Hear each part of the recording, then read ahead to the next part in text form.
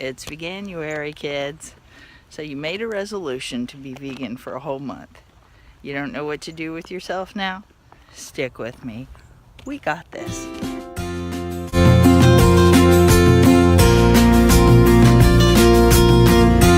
Well, good morning, everyone. And it is literally morning. I am excited today.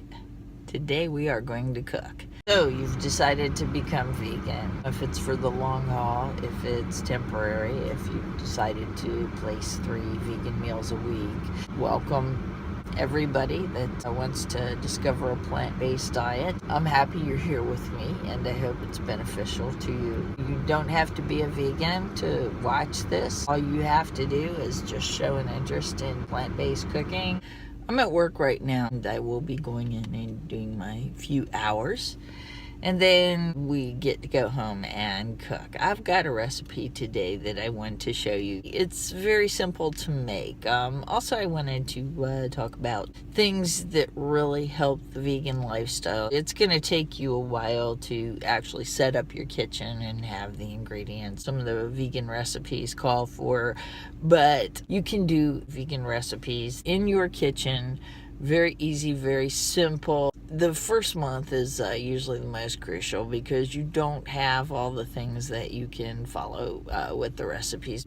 There are things accessible to you that you will have in your kitchen. Anyway, I don't want anybody to go out and spend a fortune. That's not what it's about. One big complaint that I always hear about a vegan lifestyle is everybody says how expensive it is. Well, no, it's not really. It's what you choose to put into it. I will go over some of those things and show you things that you can gradually add to your kitchen without breaking the bank. Those first few days you're going to feel so limited in what you can eat, but after experimenting with cooking and discovering with cooking, the world is just wide open. There are things that you did not think of before.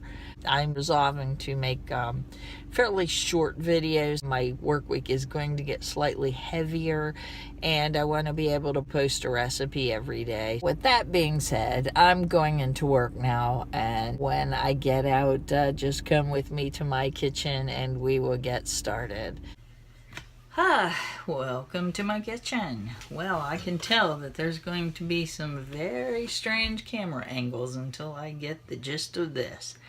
So anyway, today I'm going to do a recipe. It's going to end up being a Reuben sandwich, but I'm going to do it in 3 parts just so you can get the gist of how you can make things at home. And I'm going to stay a little bit on the inexpensive side. What I'm going to do first is I'm going to make something to go in the sandwich. It basically is going to consist of spinach and baby bella mushroom. You can just use the white mushrooms if you like, and then just spinach.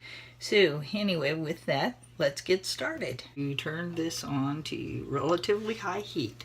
You need just a touch of olive oil. Usually they say about a tablespoon. I tend to go a little bit lighter on anything to do with the oil. Just going to add the mushrooms. What you're making now is your meat substitute. And between mushrooms and spinach, it's really kind of odd, but it actually does give you, not necessarily the flavor, but it does give you the satiation, let's say, of meat. Mushrooms basically have quite a few B vitamins in them, and they also kind of have a very meaty flesh. And then the spinach definitely is filled with iron, and they kind of give you, for lack of better words, let's call it a little bite on your tongue. But anyway, what we're going to do now is we are going to just let the mushrooms cook. Stir occasionally.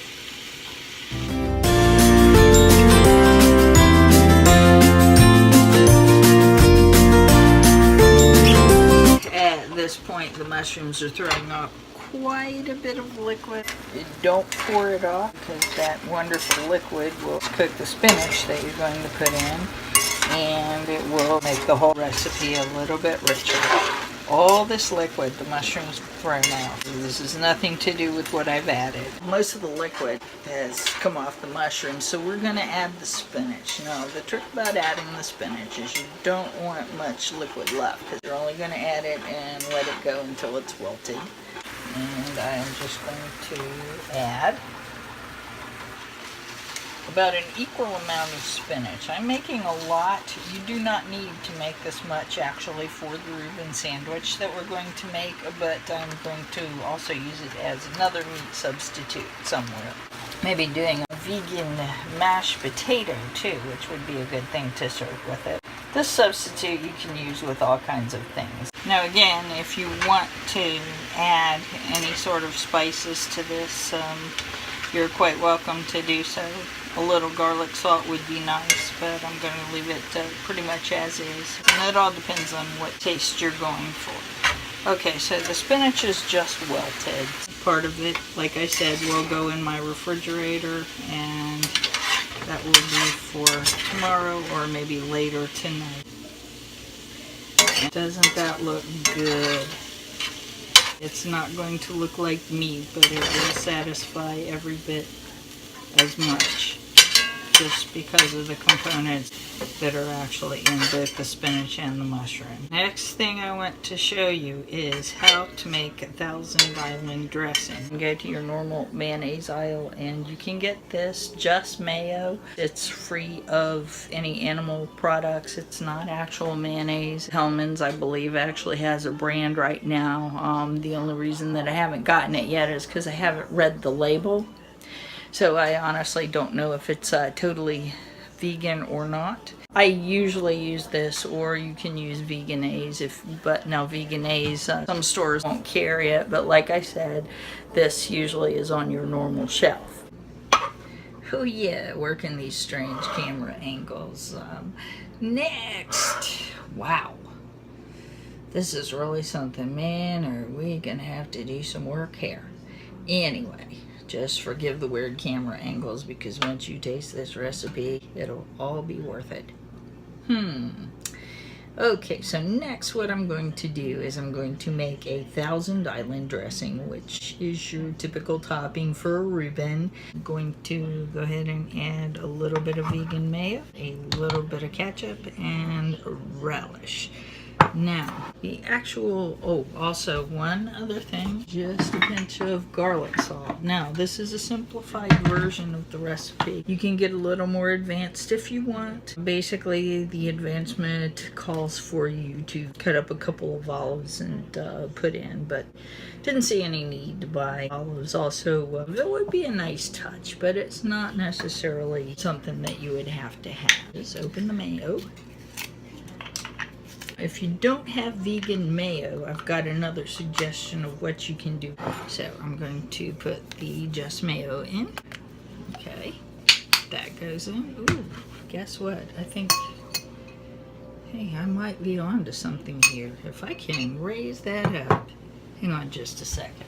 If I can raise this up. Now, if I can just lower this a little bit. Oh, lower your camera angles. Woohoo. No, that ain't gonna quite work so well. Okay, so just mayo. All I'm making is enough for 3 people. You could actually expand this and make more. So anyway, I've got about a tablespoon of vegan mayo. Now, I'm going to put ketchup in, and I'm playing it by ear here. I'm just going to wait until it gets the right color for Thousand Island dressing. That's kind of a light pink. And this is going to be enough pretty much for about 3 people. Let me mix that and see what happens. So yeah, okay, there we go. Nice pinkish color here. So I'm taking it, I'm going with it. I'm going to add pickle relish here, and I'm going to go for about a heaping teaspoon. There we go. Mixing it up. Okay, that looks pretty good. Okay, 1 dash of garlic powder. That might have been more than a dash, but we'll see what happens. Mix, mix. Look at that. Isn't that splendid and so easy? Let me show you your option too. If you don't have vegan mayo, or you don't want to go out and invest, and honestly it's not that much, but if you don't want to do that, you can use a mustard. Just go ahead and get a good mustard. This is organic yellow mustard, but you know, it does have some substance to it. It's not just yellow mustard. And something with a little bit of bite. That helps with the dressing. It also helps with the cheesy flavor because you're not going to have cheese. So anyway, mustard. We are going to build and grill sandwiches. It's going to be kind of like a grilled cheese, but not really when you get right down to it. So I've got my pan heating right now. I'm going to go back to the olive oil, and again, just a little bit. It actually calls for a tablespoon, but just enough to make sure that the bread does not stick on the pan. I'm going to wait until that oil heats, actually, and wait until it shimmers and it's on the pan. I'm going to help spread it, and once that happens, I'm going to take one piece of bread and lay it down, another piece of bread and lay it down. I am going to take the meatless mixture, the mushrooms and the spinach, and I'm going to put on 1 and 2. Actually, trying to get equal portions of both. Here, the mushrooms really give this a nice flavor. There we go. So we will put those on both. At this point, it's really dry. You don't want it too wet. That's one thing. The next thing that goes on is your favorite sauerkraut. We're going to go ahead and lift the sauerkraut. Drain it just a little bit. Try not to let it go on too wet. And then we're going to put on the sandwiches. And this is going to build a huge, huge sandwich. I've had these so many times before. When I was a vegetarian, I used Swiss cheese for the cheese. But it's fine. It's fine. You have so many flavors going on here. You will find it terrific no matter what. At this point, if you do not have a vegan cheese, or you do not think that you want to get one, do this. End it here, and put your bread on top, and you should be okay. If you want to continue further, I'm going to take 2 slices of vegan cheese. This is a provolone. It's usually suggested mozzarella or a provolone for this. So anyway, you're going to put those on top. I'm going to take 2 pieces of bread. Then I'm going to take the Thousand Island dressing, and I'm going to put on top. Oh, that looks so good. Looks so good. Okay, now at this point, if you don't have the cheese on top, just go for the mustard, and then like that. Give it a little press. Take it out, put your Thousand Island on, and close it up. Okay, so that's all you really need to do, and then you just let it sit for a while, and just let that bread underneath toast. It's toasting, warming everything up. Oh, that smells so good. I wish you could smell it. Okay, so then just turn it over. With the cheese heat.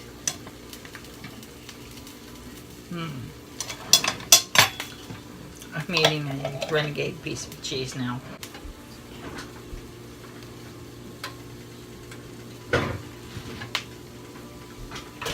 While we're waiting for that to get done, I'm still eating a piece of that cheese.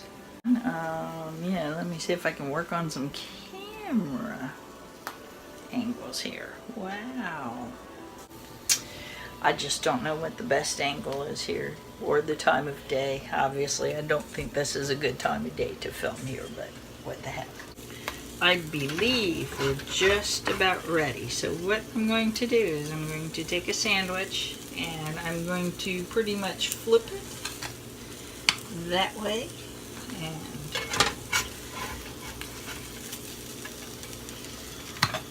there you have it. 2 beautiful vegan Reuben sandwiches.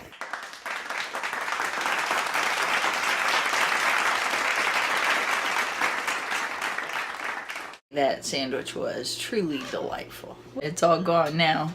I hope you learned something. And again, don't worry about your ingredients. If you have vegan ingredients, you do. If you don't, you don't. It's no worry here. Thank you very much, and have a good day.